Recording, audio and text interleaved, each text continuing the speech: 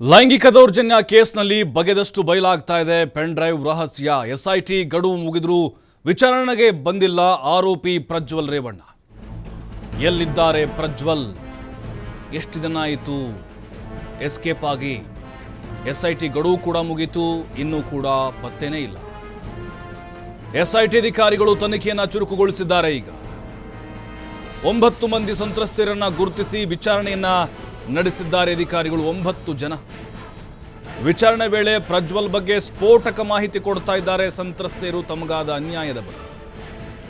ಅವರ ಹೇಳಿಕೆಯನ್ನು ಆಧರಿಸಿ ಸ್ಥಳ ಮಹಜರು ಮಾಡ್ತಾರೆ ಎಸ್ಐಟಿ. ಎಸ್ಐಟಿ ಸಹಾಯವಾಣಿಗೂ ಕರೆ ಮಾಡಿ ನೆರವು ಕೇಳಿರುವ ಕೆಲವು ಸಂತ್ರಸ್ತೆಯರು. ನೋಡಿ, ಈಗ ಒಂದೊಂದೇ ರಹಸ್ಯಗಳು ಬಯಲಾಗ್ತಾ ಇದೆ. ಪೆನ್ ಡ್ರೈವ್ ಪುರಾಣದ ಕಥೆಗಳು ಒಂದೊಂದೇ ತೆರೆದುಕೊಳ್ತಾ ಇದೆ. 1 ವಾರದ ಮೇಲಾಯಿತು ಆಲ್ರೆಡಿ ಪ್ರಜ್ವಲ್ ವಿದೇಶಕ್ಕೆ ಪರಾರಿಯಾಗಿ. 9 ಜನ ಸಂತ್ರಸ್ತೆಯರು ಪತ್ತೆಯಾಗಿದ್ದಾರೆ. ಆರಂಭದಲ್ಲಿ 1-2 ಅಂತ ಅಂದ್ಕೊಂಡಿದ್ರಿ ಎಲ್ಲ. 9 ಜನ, ಇನ್ನೂ ಜಾಸ್ತಿ ಆಗಬಹುದು, ಗೊತ್ತಿಲ್ಲ. ಯಾಕಂತ ಹೇಳಿದ್ರೆ ವಿಡಿಯೋಗಳು ಹರಿದಾಡ್ತಿರೋದನ್ನ ನೋಡ್ತಾ ಇದ್ರೆ ಜಾಸ್ತಿ ಆಗ್ಬೋದು ಅಂತ ಅನಿಸ್ತಾ ಇದೆ. ಸಹಾಯವಾಣಿ ಕೂಡ ಈಗ ಓಪನ್ ಮಾಡಿದ್ದಾರೆ ಎಸ್ಐಟಿ ಅಧಿಕಾರಿಗಳು. ಕಾಲ್ ಮಾಡ್ಬೋದು ಯಾರಿಗಾದರೂ ಅನ್ಯಾಯ ಆಗಿದ್ದರೆ, ಯಾರಾದರೂ ದೌರ್ಜನ್ಯಕ್ಕೆ, ಲೈಂಗಿಕ ದೌರ್ಜನ್ಯಕ್ಕೆ ಒಳಗಾಗಿದ್ದರೆ.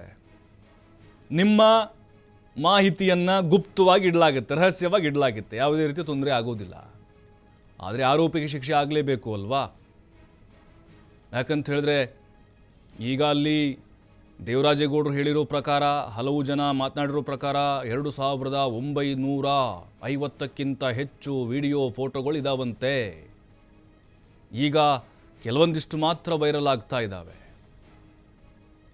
ಸಂತ್ರಸ್ತೆಯರ ಹೇಳಿಕೆಯನ್ನು ಆಧರಿಸಿಕೊಂಡು ಸ್ಥಳ ಮಹಜರು ಕೂಡ ಎಸ್ಐಟಿ ಅಧಿಕಾರಿಗಳು ನಡೆಸ್ತಾರೆ. ಅವರ ಫಾರ್ಮ್ ಹೌಸು, ಸಂಸದರ ಕಚೇರಿ, ಚನ್ನರಾಯಪಟ್ಟಣ ಮನೆ, ಕೆಲವೊಂದಿಷ್ಟು ತೋಟದ ಮನೆ, ಅಲ್ಲೆಲ್ಲ ಕೂಡ ಸ್ಥಳ ಮಹಜರನ ಅಧಿಕಾರಿಗಳು ಮಾಡಲಿದ್ದಾರೆ. ಬಟ್ ಈಗ ಪ್ರಜ್ವಲ್ ಗಡುವು ಮುಗಿದ್ರೂ ಕೂಡ ಎಸ್ಐಟಿ ಅಧಿಕಾರಿಗಳು Interpol blue corner, red corner ಎಲ್ಲ ನೋಟಿಸ್ಗಳಾದವು. ಆದರೆ ಪ್ರಜ್ವಲ್ ಮಾತ್ರ ಪತ್ತೆ ಇಲ್ಲ. ತಂದೆ ಜೈಲಲ್ಲಿ, ಮಗ ಮೋಜಲ್ಲಿ, ವಿದೇಶದಲ್ಲಿ ಪಲಾಯನ ಮಾಡಿದ್ದಾರೆ. ಬರಬೇಕಾಗಿತ್ತು ಆಲ್ರೆಡಿ. ಎಸ್ಐಟಿ ಅಧಿಕಾರಿಗಳು ಕಾಯ್ತಾ ಇದ್ದಾರೆ. ಎಲ್ಲ ಕಡೆ ಸಂದೇಶ. ವಿಮಾನ ನಿಲ್ದಾಣಗಳಲ್ಲಿ ಎಲ್ಲ ಅಧಿಕಾರಿಗಳಿಗೆ ಸಂದೇಶ ಹೋಗಿದೆ. ಈಗ 195 ದೇಶಗಳಿಗೂ ಕೂಡ ನೋಟಿಸ್ ಹೋಗಿದೆ. ಎಲ್ಲಿದ್ದಾರೆ ಹಾಗಾದರೆ ಪ್ರಜ್ವಲ್? ಜರ್ಮನಿ, ಅಮೇರಿಕಾ, ದುಬೈ ಅಂತಿದ್ದಾರೆ.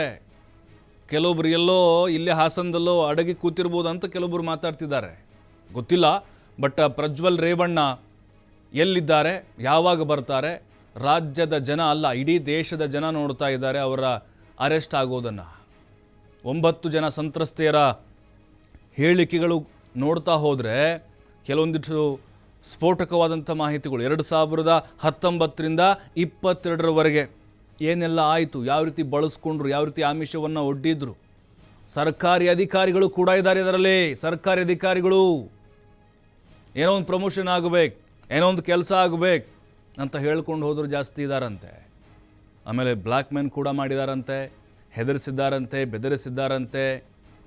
ಅದರ ಜೊತೆಗೆ ಕೆಲ ಕಾರ್ಯಕರ್ತೆಯರು ಕೂಡ ಇದ್ದಾರಂತೆ.